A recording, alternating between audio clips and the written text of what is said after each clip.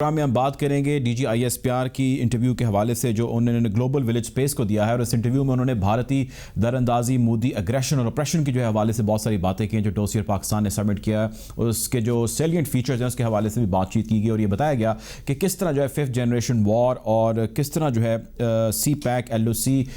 کے اوپر اور کشمیر کے اوپر جو ہے بھارت اپنی دھونس جو ہے وہ جمائے بیٹھا ہے، اور اس کا اپریشن اور اس کا اگریشن کس طرح اس کو اس خطے کے اندر آئسولیٹ کرتا جا رہا ہے۔ اس حوالے سے میں پروگرام میں جوائن کر رہے ہیں جنرل امجد شعیب صاحب، very eminent guest. Welcome to the show general صاحب۔ سر، آپ سے بڑا اہم اور پہلا سوال یہ کہ جو ڈوسیئر ہمیں سبمٹ کرایا اس کا تب سے لے کر اب تک سر ہمیں کیا فائدہ ہوا ہے؟ دیکھیے، ایک تو ڈوزیئر کی وجہ سے بھارت آیا بڑا پریشر میں، کیونکہ وہ اس میں جو شواہد اور جو کچھ بھی مٹیریل ہم نے دیا ہے، خاص طور پہ جو بینکوں کے ٹرانزیکشنز کے بارے میں ہے، وہ ایسا ہے کہ اس پہ انکار نہیں کوئی کر سکتا، اس پہ بڑا مشکل ہے کہ اس کو جھٹلایا جا سکے۔ یہ بڑا زبردست ایویڈنس ہے۔ تو ایک تو بوکھلاہٹ ادھر آئی، اور آپ نے دیکھا کہ انہوں نے تانے بانے بننے شروع کیے۔ یہ نگروٹا میں جو واقعہ ہوا، وہ انہوں نے ماورائے عدالت 4 لوگ مارے اور اس کا الزام پاکستان کے پاکستانی، تو یہ اس طرح کا تو یہ ہوا۔ لیکن دوسری طرف جو بہت بڑا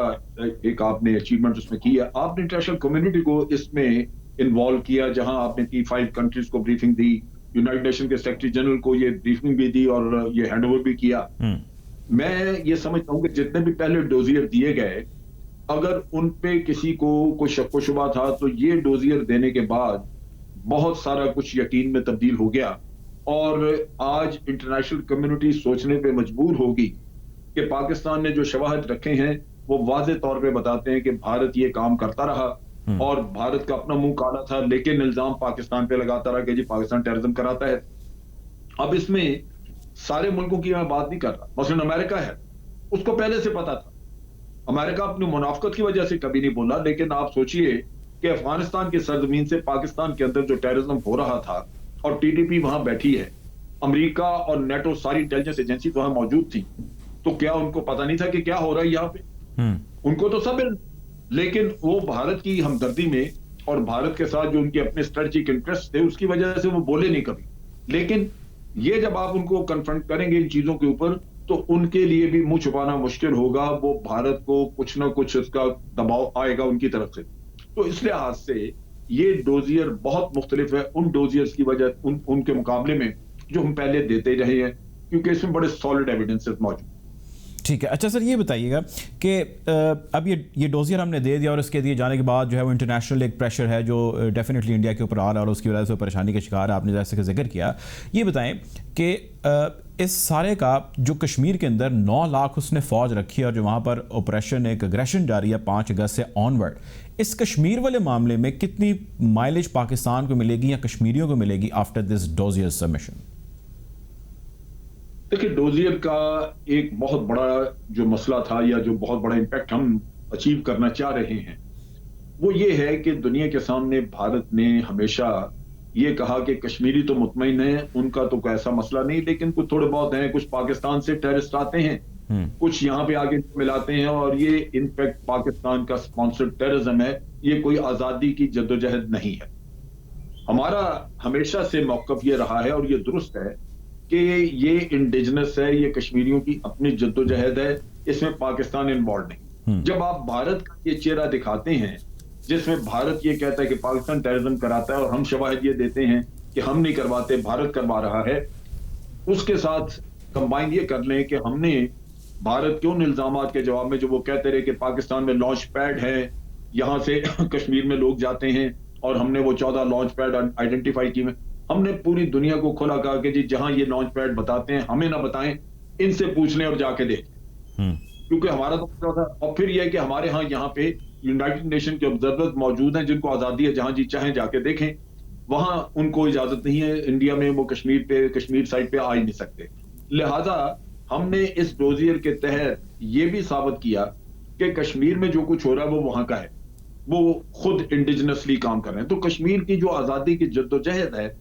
اس کو دنیا میں اگر یہ ریکگنائز کر لیا جاتا ہے کہ یہ خالصتاً وہاں کی ہے، اور پاکستان کی طرف سے جو بھارت یہ کہتا رہا اور پاکستان کی طرف سے کچھ نہیں کیا جا رہا،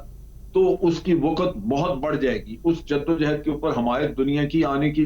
بہت ساری پاسبلٹی موجود ہے، کیونکہ وہ سمجھا جائے گا کہ یہ لوگ خود اپنے حق کے لیے کھڑے ہوئے۔ تو میں سمجھتا ہوں کہ یہ بڑا ضروری ہے کہ ہم ثابت کریں کہ بھارت یہ جو کچھ بھی پلوامہ میں ہوا یا جو پٹھان کوٹ میں ہوا، اڑی میں ہوا، یہ سب وہاں کے مسئلے ہیں، اور پٹھان کوٹ وغیرہ تو انہوں نے خود سٹیج کیا تھا. تو یہ چیزیں سامنے جب آئیں گی تو بھارت کا اصل چہرہ. جنرل صاحب، آج جو میجر جنرل بابر افتخار صاحب ہیں، انہوں نے بھی اس کا ذکر کیا، انٹرویو میں ان سے سوال کیا گیا، اور یہ ہم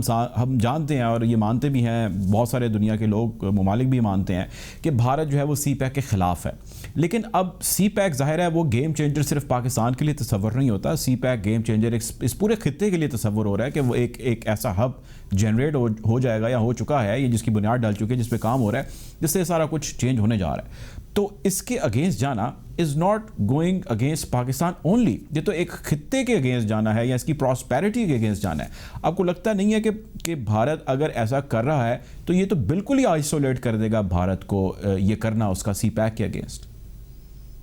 نہیں، آج وہ آئسولیٹڈ اس لیے نہیں ہے اس معاملے میں کہ امریکہ ساتھ ہے. یہ سی پیک جو ہے اس کو صرف ایک اکنامک کوریڈور کے طور پہ نہ دیکھیں. پاکستان کے لیے تو اکنامک کوریڈور ہے، لیکن جہاں چائنا کنٹینمنٹ کی امریکہ کی پالیسی ہے کہ وہ چاہتا ہے کہ چائنا کو ساؤتھ چائنا سی سے ہی نہ باہر آنے دے، تو ساؤتھ چائنا سی تو وہاں رہ گیا. یہ آپ نے رستہ دے دیا اس کو انڈین اوشن میں آنے کے لیے، اس کو ساؤتھ چائنا سی استعمال ہی نہیں کرنا پڑ رہا. یہ تو ڈائریکٹ آپ نے انڈین اوشن میں، عربین سی میں اس کو جگہ دے دی، رستہ دے دیا.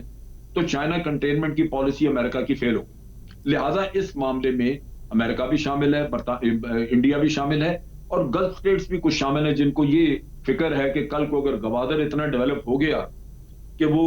پیچھے چھوڑ جاتا ہے، کیونکہ ماڈرن سٹی بنتے ہوئے وہ دوسرے پرانے سٹیز کو پیچھے چھوڑ سکتا ہے، تو پھر دبئی کی ویلیو کیا رہے گی. تو بہت سارا اس میں انٹرنیشنل ایک اور پرسپیکٹو موجود ہے جس کی وجہ سے اس کے خلاف سازش ہے. لیکن بھارت کا بغض پاکستان جو ہے وہ اس کو اس کام پہ مجبور کر رہا ہے، جہاں وہ محسوس کرتے ہیں کہ پاکستان کو اگر ہم نے اکنامکلی مضبوط ہونے دیا تو یہ ان کے مفاد میں نہیں ہوگا آئندہ کے لیے. اس سے پاکستان اپنے بہت سارے مسائل پہ قابو پا سکے گا. وہ آپ کے مسائل بڑھانا چاہتے ہیں تو بھارت خود آپ کے پاس آئے گا کہ جی میں اس کا حصہ بننا چاہتا ہوں. ٹھیک ہے جی، بہت شکریہ جی. ہمارے ساتھ جنرل امجد شعیب صاحب موجود تھے.